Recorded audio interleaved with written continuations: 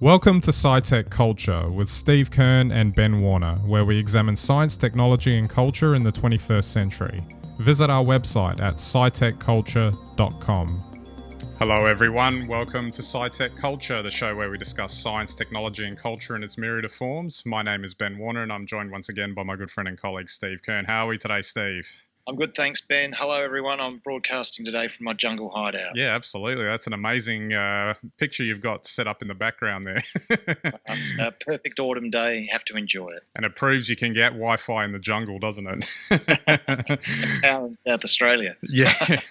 And great segue, because that's what we're talking about today. This Elon Musk is apparently coming to the rescue of our hometown and state, South Australia, by coming to address the state's significant power issues that it's been experiencing of late, and basically coming with the old battery power sort of setup that he's been well known for. And this story kind of overrode everything, obviously, because it's from our hometown, of course, and I've been keeping an eye on this. It just came through today, the day we were recording it, and it makes for a great story, doesn't it? The top tech billionaire in the world, arguably, is he's got an answer for little old Adelaide's power woes. But what's interesting about it is that it seems like the government side of things, they're not going to say no to the discussion, but for whatever reason, the whole power setup in not only South Australia but in Australia in general is just, as we were saying, is just nuts.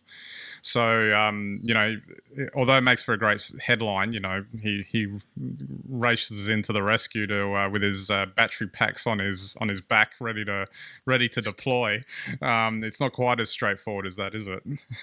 Well, it could be maybe that straightforward. I don't know what regulations they're going to put on him once he arrives. I personally think it's great, and I think it's.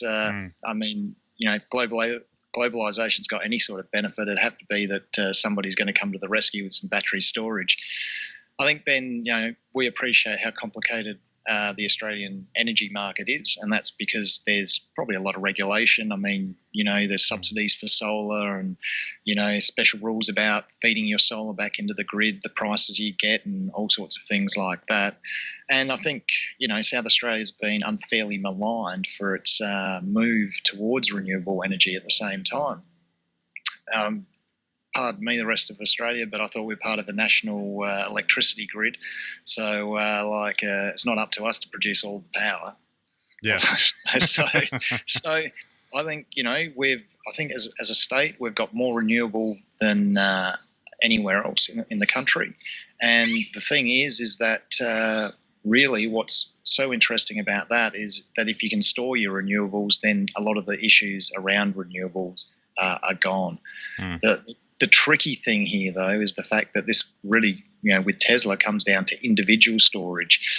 And I think there'll be an uneasy tension because if generating your own electricity and then storing it takes you off the grid, that could have some nasty consequences for the Australian electricity networks. Okay, so just building on that, how would this actually practically work in an ideal environment that it would, generate, the most best outcomes, I guess, for lack of a better term, for the most amount of individuals in this particular environment? I'm not seeing any other way other than what you just suggested, that the power companies are probably going to lose out in this somehow. But it seems like it would be a great idea for everyone else. Well, yeah, I think so. I'm no energy expert, so let's get that out on the table. And I don't really understand how the market works. There's a lot of regulation. There's a lot of complexity around it, because effectively these are resources that, are mined or used or taken from our country and then obviously put into our energy networks. And, that's wires, it's cables, transmission networks, and then there's power running along, then there's retailers, generators, all sorts of things. So I don't know. I guess the tension is that theoretically, if you can produce enough power for yourself, then really you probably don't need the grid. Now, this is a huge shift in thinking. And if you think of the investment and the money that's spent on the traditional network that we have, I mean, this is potentially far more disruptive than Uber will ever be. So, if people can generate and store their own energy and go off grid, then it's great for the planet. It's probably great for us as individuals. I don't know what effect it will have though on the rest of society. What about Elon himself? Do you reckon he's just in it for the goodness of everyone? Or is he maybe agitating for a bit of disruption here? He's a complex character, but I think he's living 50 years in the future. So and his whole modus operandi seems to be trying to get to the future faster than anyone else. So good on him, really. I guess I don't know who tapped him on the shoulder and told him about Adelaide or how he found out, but he's found a prime target, and I guess he'll try and move in and have a crack, won't he? Could potentially this be like a small test case for him? I mean, it does say in that ABC article that he set up an array, Tesla set up an array that delivered a battery farm in Southern California, but this could be another, given the size of Adelaide, the amount of people, etc., that could be a good test site, so to speak. Well, that's right. But it does depend on the configuration. If he's just going to set up a battery farm, so when the power goes out, we can just feed power back into the grid. Like a massive UPS. I know, but I mean, that doesn't solve the issue that we have in this country, and I don't even know what that issue is at an energy. Because it's that complex. Because it's that complex. I mean, and I'm not mocking these people. They're really experts out there trying to work this stuff out. I've got no idea. All I know is that if individually we started to go off the grid, or if as individuals we collectively connected to a power network and then fed our battery storage back into a network, that'd be hugely disruptive. The sort of power, storage that Elon's talking when he talks about the farms, they're great for renewable as well, and they probably would act as that UPS overnight in terms of keeping baseload constant. But is that the real fix? What you've got is a really disruptive environment where, as I say, it's like Airbnb and Uber, except much, much more because people depend on power. So yeah, and I don't know if I'd be advocating for this, but what about if, say, the power companies took over the technology, so to speak, and set up their own, grid of batteries, which they then charged the consumer for or the user for? I'm sure they will. Well, I don't see anything wrong with that. I mean, if the intent is to ensure that there's constant supply of power, we probably need to look at those things, But the tension once again is that, if you can do it as an individual, why would you have a company do it? So the danger is that companies then don't invest in the network and they're losers straight away. So, 80% I think it is of all our power in Australia goes into mining and manufacturing. I think residential is only 1/5 or something like that. Yeah. So they require stable, low cost energy. Yes. And maybe that's where the retail market and the big industrial sort of sector markets maybe need to part ways. I don't know. Yeah. Well, what about that then? How would that potentially look? How would that potentially look? That those two markets end up splitting, and the consumer market ends up becoming. It's a bit scary, I guess, as like in tech terms, like if you go onto a developer beta or something where you're the one that's out there testing the new software kind of thing, and the consumer market, the power grid version of the consumer market becomes that. Is that a good idea going forward, or and they can use it for everyone else? I don't know if it's a good idea, but I think it's inevitable.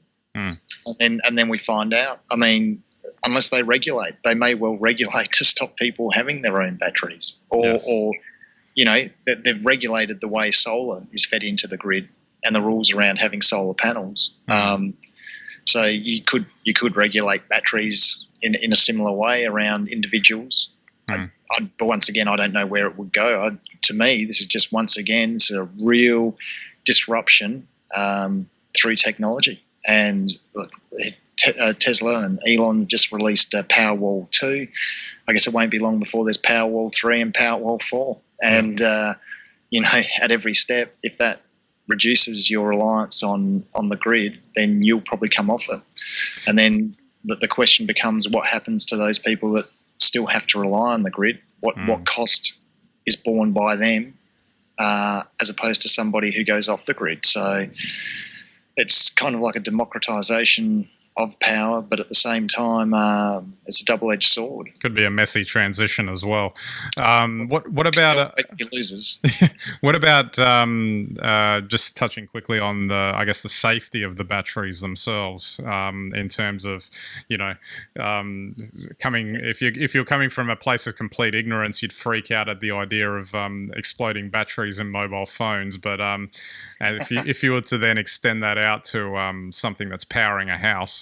I can't imagine you would need to be concerned if it was manufactured properly. Well, that's exactly right. And as far as I know, I haven't heard of any Tesla Powerwalls blowing up. So there you go. I mean, you could be scared of that sort of thing. Maybe they'll introduce regulations around that, around lithium-ion storage and that. I think there's some fairly strict laws if you try to do or self-power your house using lead-acid battery storage. Right. But then again, a lot of us have got, gas fires strapped to the wall outside our house heating our hot water. I mean, that's potentially just as dangerous, but if it's correctly designed and built and installed, it's not so dangerous. And I just think it'd be the same for the batteries, really. Yeah, a live wire hanging out of the wall or something, you don't want that. That's just as dangerous. So. Exactly. And I mean, your solar PV panels where they pump into the inverter, there's some very powerful electricity and currents going through there. So, it's all potentially dangerous. Yeah, absolutely. So any last thoughts on that, Steve? I don't know, I'm always up for this type of idea because I kind of like it. It feels very forward looking in terms of when you look at power overall, how we sort of get our energy, not powering vehicles, powering homes, powering cities, all of that sort of thing. It seems like something that is a 21st century thing as opposed to ending our reliance on how things would occur in the 20th century, etc. But there's still a long way to go in terms of how it would be practically implemented. Oh, that's right. But, it is the future. Good on Elon. He's welcome. I hope he comes and visits to South Australia. We've actually got a space conference here at the end of the year, so he should come along, tell us all about, his endeavour to get out to the rest of the solar system and bring his Tesla Powerwalls with him. And let's hope he's not like his caricature on The Simpsons. All right, Steve, we might wrap it up there. So thanks again for that. Another good chat about power. I think we've covered this before, and I'm sure we'll cover it again, especially if Elon eventually does come to the rescue and saves Adelaide and South Australia from the evils of the Australian national power grid. Bring it on, hey? Yeah, absolutely. All right, so don't forget our website, SciTechCulture.com. You can get all of our links and content there. You can interact with us on Twitter, Facebook, and Google+. I'd love to hear from you. Make sure to subscribe to our channels, YouTube, Vimeo, etc. And if you think anyone's interested in these ongoing discussions that Steve and I have on a regular basis, feel free to send them to SciTechCulture.com. We'd greatly appreciate that. All right, so that's it for this episode. We'll catch you next time.